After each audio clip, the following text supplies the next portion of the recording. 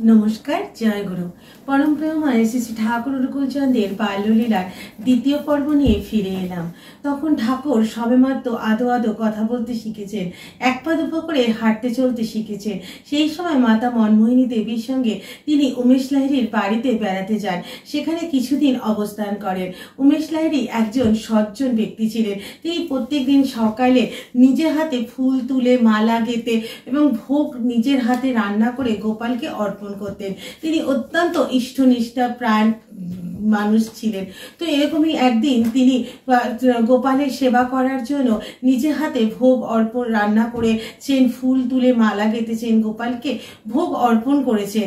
যখন তিনি গোপালকে ভোগ অর্পণ করে ধ্যান করছেন, সেই সময় হঠাৎই একটি শব্দে তার ধ্যান ভেঙে গেল। তিনি দেখলেন সেই ছোট্ট অনুকূল সেই উচ্চ সিংহাসনের উপর বসে রয়েছে আর গোপাল মাটিতে গড়াগড়ি খাচ্ছে। তো তিনি প্রথমে প্রচন্ড রেগে গেলেন যে কি করে এই ছোট্ট বাচ্চাটা এখানে উপস্থিত হলো। তো তিনি খুব চিৎকার চেঁচামেচি করলেন। সকলে ঠাকুর ঘরে উপস্থিত হলেন। দেখলেন যে তিনি অত্যন্ত কুদ্রিত হয়েছেন এবং মাতা মনমোহিনী দেবীকে তিনি নানা রকম কটু কথা বলতে লাগলেন।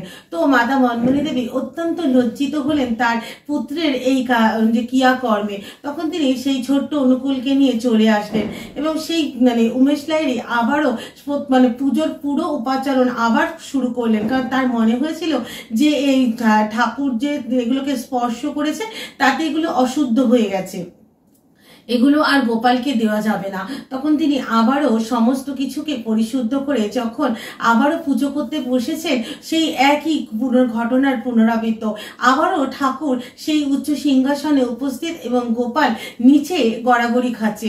তো এবারে এই ঘটনা দেখে তিনি এতটাই উদ্বৃত্ত হলেন যে তার চিৎকার বাড়ি তিনি চিৎকারের বাড়ি মাথায় তোলেন।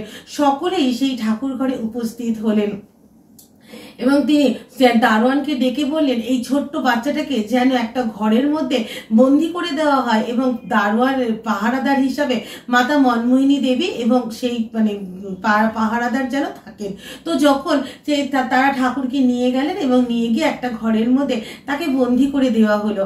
কিন্তু যখন আবারও তিনি সমস্ত গোপালের পুজোর আবারও জোগাড় করলেন, তো অনেকটাই বেলা হয়ে গিয়েছিল আবার নতুন করে সব জোগাড় করতে। তিনি খিদায় তৃষ্ণায় অত্যন্ত কাতর হয়ে পড়েছিলেন উমেশ লাহিড়ী। তারপরও তিনি যখন গোপালকে ভোগ অর্পণ করেছেন এবং আবারও তিনি ধ্যান যোগে যখন গোপালকে যে কাতর কণ্ঠে ডাকছেন, তখন আবারও সেই একই ঘটনার পুনরাবৃত্ত। সেই সিংহাসনে ঠাকুর অনুকূল বসে রয়েছেন আর গোপাল নিচে গড়াগড়ি খাচ্ছে।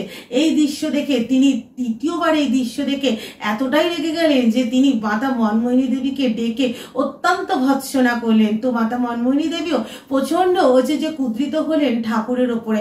তখন তিনি ঠাকুরের গালে একটা চড় মারলেন।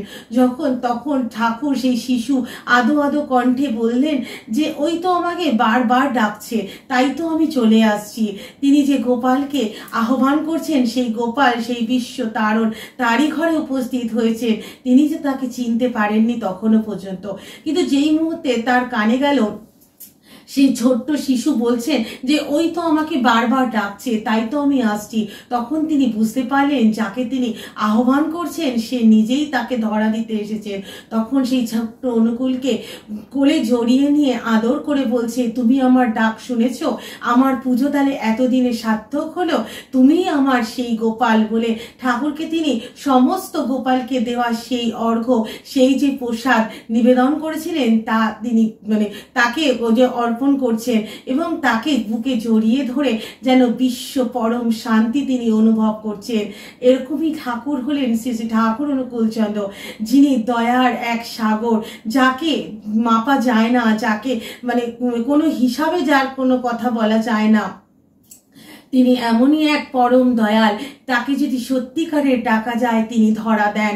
তিনি নিজেই আসেন সমগ্র বিশ্ব মানব কল্যাণে। তিনি পৃথিবীর মাটিতে আবির্ভূত হয়েছেন। পরবর্তী ভিডিওতে আবার তার অন্য লীলা সম্বন্ধে বলার চেষ্টা করব। নমস্কার, জয় গুরু।